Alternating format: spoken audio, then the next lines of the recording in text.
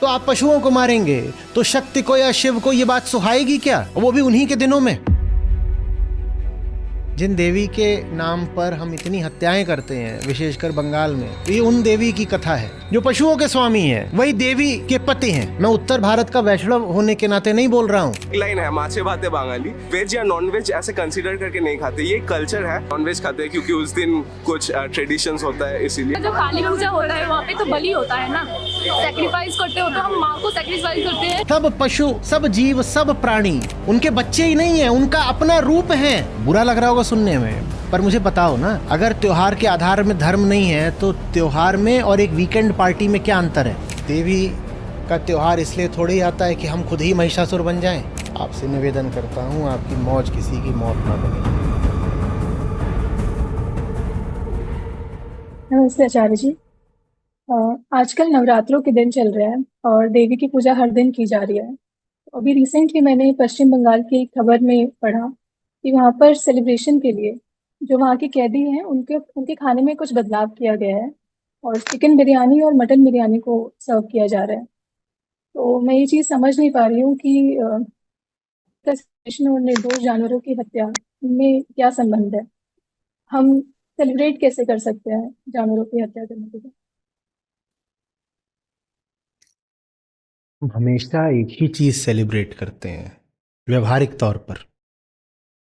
आदर्श वगैरह छोड़ो, जो जमीनी सच्चाई है वो ये है कि हम जैसे हैं, हम अपने वैसे ही होने को बड़ी भारी, बड़ी अच्छी, बड़ी सुंदर चीज मानकर सेलिब्रेट करते रहते हैं। त्योहार आता इसलिए है कि आप वैसे न रहो, कम से कम कुछ दिन जैसे आप रहते हो, कुछ बेहतर हो जाओ, कुछ ऊंचे उठ पाओ। पर हम बड़े धुरंधर लोग हैं। हमारे लिए त्योहार का मतलब होता है मैं जैसा हूं वैसा रहे रहे ही मौज मार लूंगा।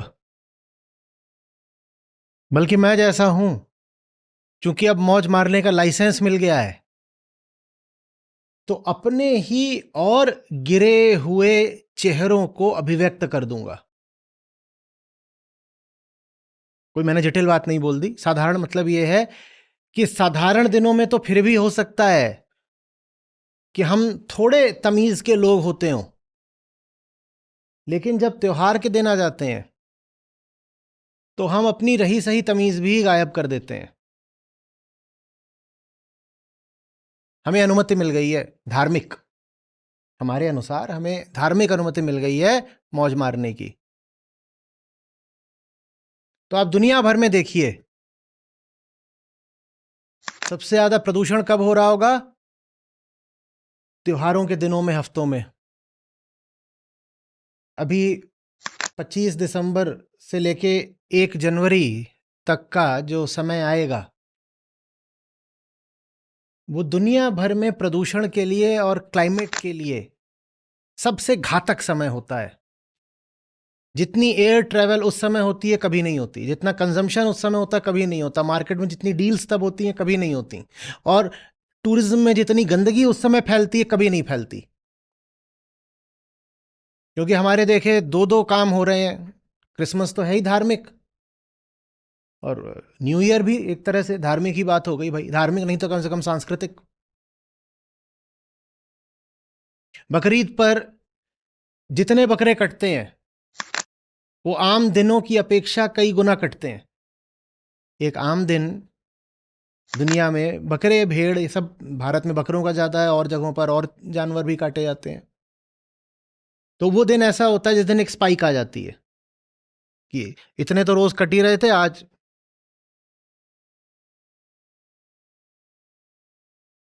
किसी भी तरह का प्रदूषण हो, किसी भी तरह की असभ्यता हो, वो हमारे त्योहारों पर ही सबसे ज्यादा बढ़ जाती है।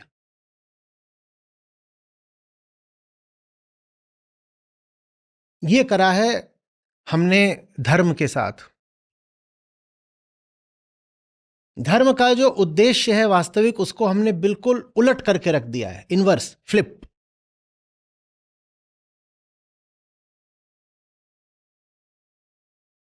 किसी भी धार्मिक त्योहार पर प्रकृति को, पशु को, जीव को क्षति पहुंचाना धर्म के बिल्कुल विरुद्ध है।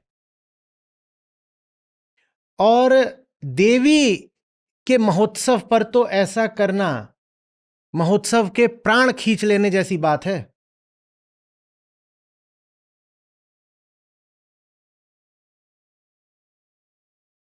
जो पूरा शाक्त मार्ग ही है, देवी का जो मार्ग है, उसका जो केंद्रीय ग्रंथ है उसका आप नाम जानते हैं, ठीक है ना? हम बहुत बार उसकी चर्चा कर चुके हैं। क्या है? दुर्गा सप्तशती या दुर्गा महात्म्य, कई नामों से जाना जाता है, सप्तशती ज्यादा प्रचलित नाम है।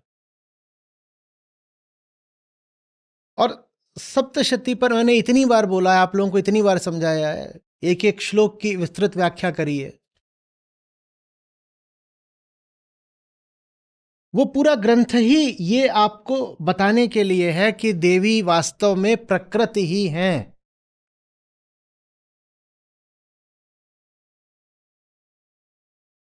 जिन राजा के वैराग्य और दुख से कथा शुरू होती है दुर्गा सप्तशती में, वो राजा जब जा रहे हैं मेधा मुनि के आश्रम में,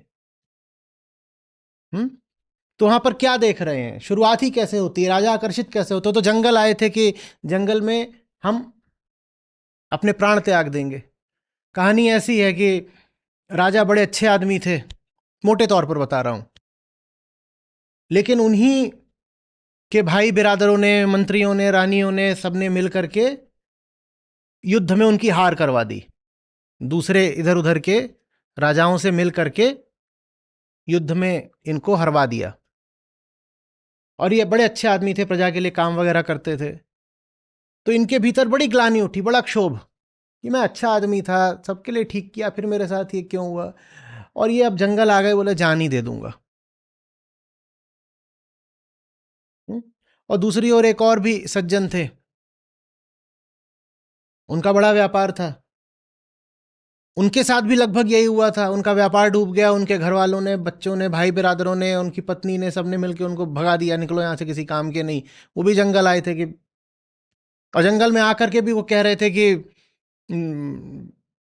पता नहीं ये जो मेरे बच्चे हैं ये सकुशल होंगे कि नहीं, कहीं मेरा व्यापार ये ठीक से संभाल पा रहे होंगे कि नहीं। लालच के नाते नहीं, मोह के नाते। और राजा में भी वही मोह कि जिनसे मैंने इतना अच्छा रखा, वो लोग तो अच्छे थे ना, उन्होंने मेरे साथ बुरा क्यों किया? तो ये दो लोग हैं, अब ये जा रहे हैं मुनि के आश्रम में। जिन देवी के नाम पर हम इतनी हत्याएं करते हैं, विशेषकर बंगाल में, जीव हत्या, तो ये उन देवी की कथा है। तो जा रहे हैं वहां मेधा मुनि के आश्रम में। वहां क्या देख रहे हैं कि वहां पर खरगोश बैठा हुआ, हिरण बैठा हुआ है, और बतख बैठी हुई है, और उसके एक तरफ बाघ बैठा है, बीच में भेड़िया बैठा हुआ है, और कोई कुछ बोल नहीं रहा। और मुनि सबको ज्ञान दे रहे हैं, कहानी सुना रहे हो, सब ऐसे बैठ के अपना सुन रहे हैं। राजा को बड़ा आश्चर्य हुआ, बोले ये कैसे यहाँ पे? तो मुनि ने पूछा कि क्या है, क्या बात है?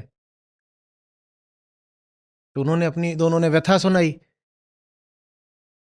तो मुनि बोले कि तुम्हें समस्या ये है कि तुम्हारी बुद्धि भी है इन पशुओं जैसी ही। तुम्हारी बुद्धि भी है इन्हीं पशुओं जैसी। और यहाँ जगत में जितने लोग हैं सब पैदा तो पशु बुद्धि लेके ही होते हैं, वही पशु बुद्धि तुम में भी बैठी हुई है। तो बोले हमें बताइए फिर ये जगत क्या है, प्रकृति क्या है? बोले हम बताते हैं, कथा के माध्यम से बताएंगे, होशियार हो, ध्यान दोगे तो समझ लेना। फिर वो कहानी बताते हैं पूरी कि विष्णु सोए हुए थे, उनके कान के मैल से दो राक्षस पैदा हो गए। तो फिर एक के बाद एक करके उसमें राक्षस आते हैं, मधुकैटभ आते हैं, चंडमुंड आते हैं, महिषासुर आता है। तो ये सब अपना, समझ में आ रही बात? ये चल रही है।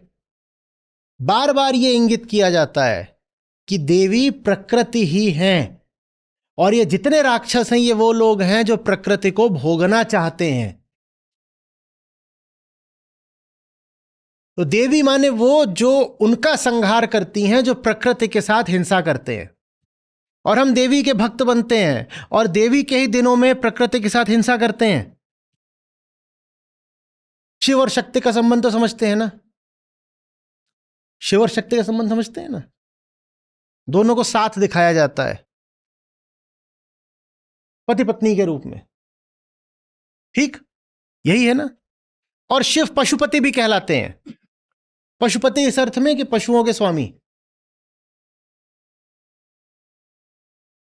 जो पशुओं के स्वामी हैं वही देवी के पति हैं। पति साधारण अर्थ में नहीं, दूल्हा दुल्हन नहीं, हालांकि शिव पार्वती की कथा में दूल्हा दुल्हन भी हैं। तो आप पशुओं को मारेंगे तो शक्ति को या शिव को यह बात सुहाएगी क्या? वो भी उन्हीं के दिनों में।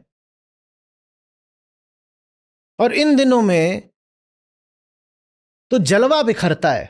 जो आम आदमी कम मछली खाता होगा ज्यादा खाएगा, जो कम बकरा खाता होगा वो ज्यादा खाएगा। दंदना के बलि दी जाती है, इतनी बलि की कोई हद नहीं। और जो बलि नहीं भी दे रहे हैं उनको बकरा तो जरूर चाहिए। विशेषकर बंगाल में। और इसीलिए आप जो सवाल पूछ रही हैं, जो घटना बता रही है, बंगाल की है कि वहां कैदी लोग भी कह रहे हैं ये तो खास दिन है, तो नवरात्र में कैदियों को सबको चिकन और मटन दिया जाए। ये खुशी मनाने का तरीका है कि किसी गर्दन काट दो, उससे खुशी मनाई जाएगी। चलो, अब मेरे सिद्धांत की बात नहीं है, मुझसे मत लड़ो। वो कहने लग जाते हैं कि देखो आप तो उत्तर भारत के वैष्णव हो ना, इसलिए आप शाकाहार शाकाहार बोलते हो। मैं उत्तर भारत का वैष्णव होने के नाते नहीं बोल रहा हूं, और मैं आपसे पूर्वी भारत बंगाल के शाक्त से नहीं बात कर रहा हूं।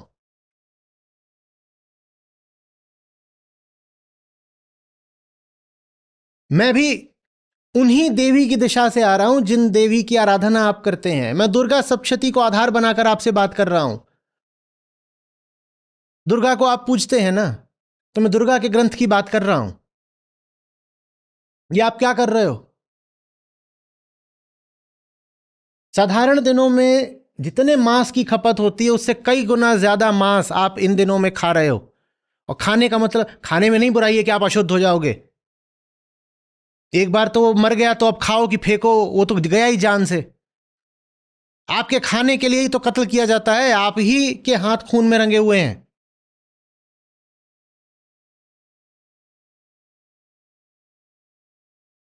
शुंभ निशुंभ चंडमुंड ये सब जब साफ हो जाते हैं तो अंत में मालूम है क्या होता है? कितनी गजब बात है, मैं जितनी बार सोचता हूं, लोमहर्षक बात है, बिल्कुल रोमांच हो जाए सोच के। क्या नतीजा होता है जब देवी सब असुरों का सफाया कर देती हैं? बोलते हैं जितनी प्रकृति में गड़बड़ थी वो ठीक हो गई।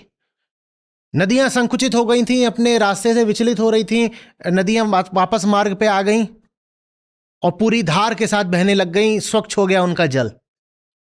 आसमान पे धूल के बादल छाए हुए थे, वो हट गए। सूर्य की प्रभा अपने ओज के साथ बिखरने लगी। अंधड़ तूफान आते थे, अंधड़ तूफान आने रुक गए। माने जो लोग प्रकृति के साथ खिलवाड़ कर रहे थे उनका नाश करना ही देवी का काम है। और ये सारे राक्षस क्या कर रहे थे? देवी किसकी प्रतिनिधि हैं? प्रकृति की। ये सारे राक्षस एक ही काम करते थे, ये देवी के पास प्रस्ताव भेजते थे भोग का। जो तीसरा उसमें चरण है वो सबसे विस्तृत है, उसमें वही तो है। देवी वहां पर्वत पर बैठी हुई है और एक के बाद एक उनके न्योते भेजे जा रहे हैं कि आओ हमारी रानी बनो, हम विश्व विजेता हैं, सारे देवताओं को हरा दिया है और सारे जो अमूल्य रत्न हैं वो हमारे पास हैं, और तुम भी तो एक अनुपम सुंदरी हो, तुम्हें हमारे पास होना चाहिए। और देवी कहती हैं मैंने तो तय करा है कि जो मुझे आकर जीत लेगा मैं उसकी पत्नी बन जाऊंगी। कह दो जाके अपने मालिकों से कि आके मुझे जीत लें। और मालिक आते हैं जीतने के लिए, दे थप्पड़ दे थप्पड़। माने जो भोग करने आएगा वो बहुत थप्पड़ खाएगा देवी से। जो भोग करने आएगा बहुत थप्पड़ खाएगा। एक बिंदु पर एक असुर देवी को ताना मारता है, बोलता है क्योंकि वहां पर क्या होता है कि जो विवरण ऐसा है कि सहस्त्रों देवियां प्रकट हो जाती हैं अलग अलग रूप रंग में।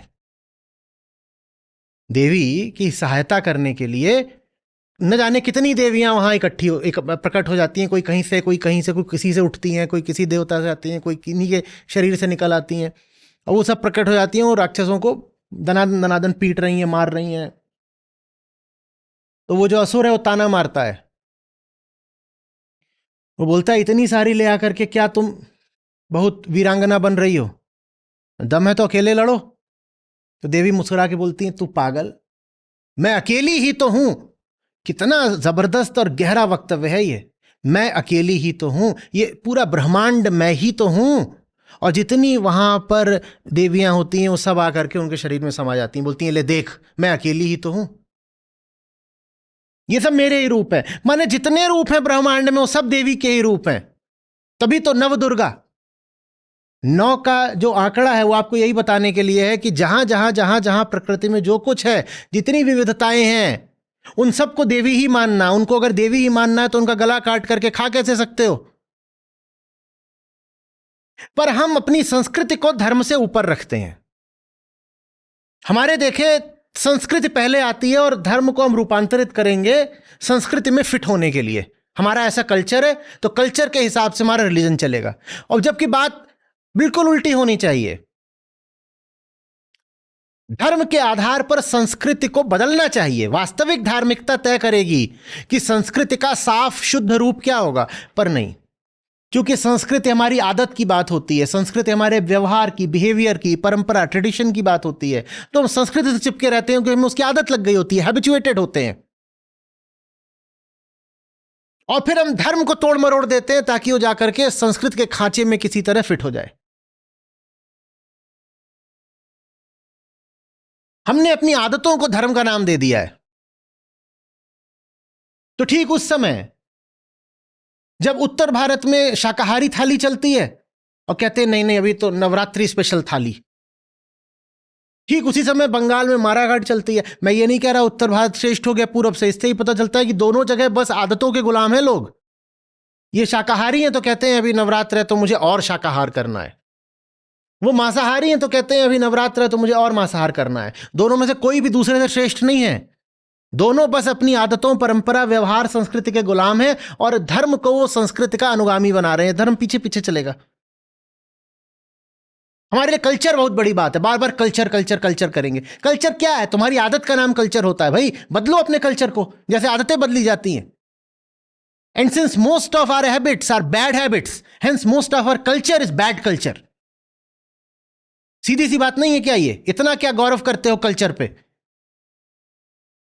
जो कुछ पीछे से चला आ रहा है, जो कुछ तुम्हारे व्यवहार में है, बिहेवियर में, उसको ही कल्चर बोलते हैं ना। तुम्हारा बैठने उठने का तरीका, तुम्हारे खाने पीने का तरीका, तुम्हारी भाषा, तुम्हारी पसंद नापसंद, यही सब तो कल्चर होता है।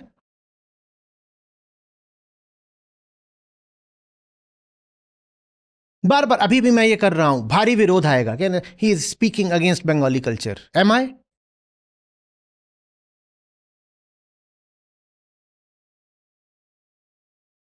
He's speaking on behalf of North Indians. Am I?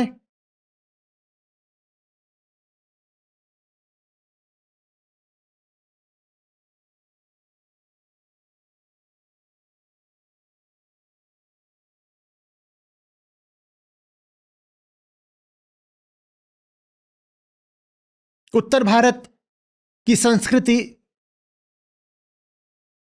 पर तो मैं इतने ताने मारता हूं कि उत्तर भारतीय मेरे पीछे पड़े हैं,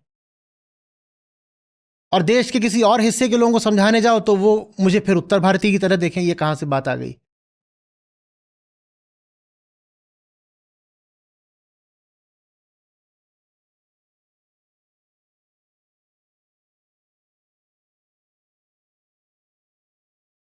सीधे सीधे क्यों नहीं बोलते हो? तुम्हें मांस मसाला पसंद है?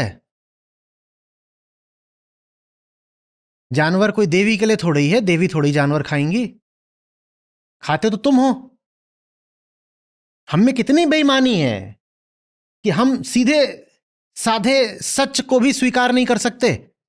अपनी जबान के स्वाद के लिए काट रहे हो उसको, धर्म का उसमें नाम ले रहे हो। धर्म क्या है यहां? और वो भी ऐसी देवी के त्योहार में तुम जानवर काट रहे हो जो स्वयं सब पशुओं की रक्षक हैं, वो प्रकृति की देवी हैं।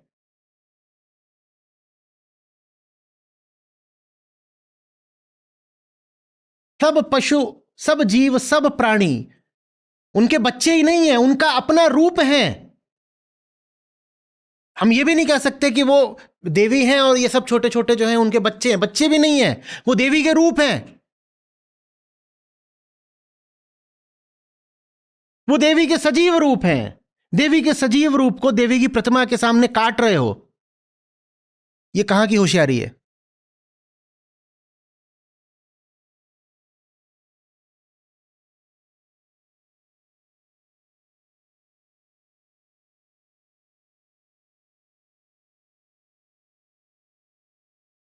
अभी तो मैं इस पर आ ही नहीं रहा हूं कि धार्मिक आधार हटा भी दो तो पर्यावरण की दृष्टि से और क्लाइमेट चेंज की दृष्टि से जानवरों को मारना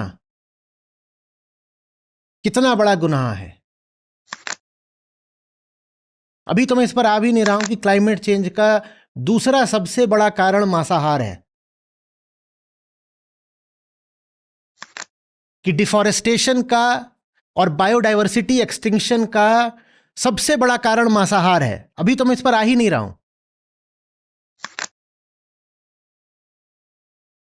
कि फ्रेश वाटर स्केर्सिटी का सबसे बड़ा कारण मांसाहार है, इसकी तो अभी मैं बात ही नहीं कर रहा हूं। अभी तो मैं बात बस धर्म और संस्कृति की कर रहा हूं।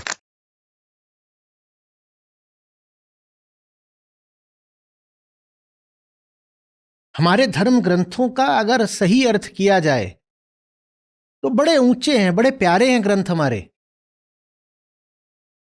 पर हमें बस त्योहारों पर धूम मचानी है, ग्रंथ से कोई लेना देना नहीं। त्योहार अगर ग्रंथ पर आधारित नहीं है तो वो त्योहार एक एक ऑर्डिनरी पार्टी से बढ़कर कुछ है क्या?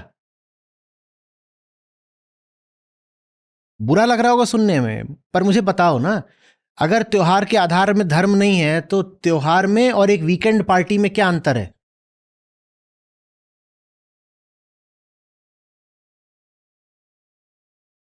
और धर्म क्या होता है? तुम्हारी मान्यताओं को, बिलीफ्स को, कल्चर को धर्म नहीं बोलते।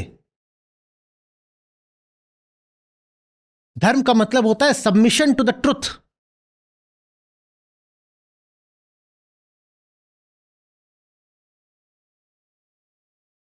आदत की अपेक्षा सत्य को सम्मान देना धर्म है।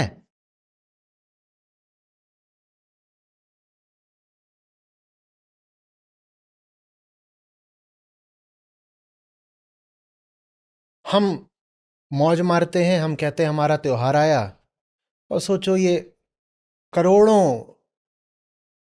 बेजुबान छोटे प्राणी, इनके लिए क्या आया? हमारे लिए मौज आई, इनके लिए मौत आई।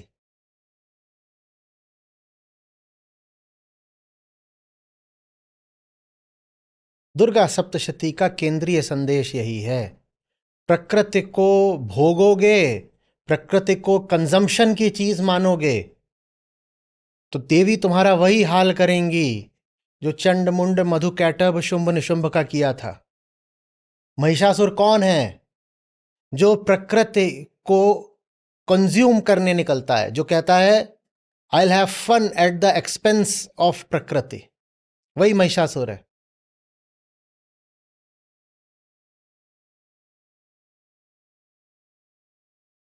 देवी का त्योहार इसलिए थोड़ी आता है कि हम खुद ही महिषासुर बन जाएं।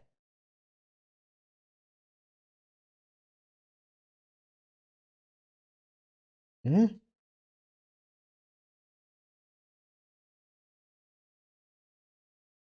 आपसे निवेदन करता हूं, आपकी मौज किसी की मौत ना बने।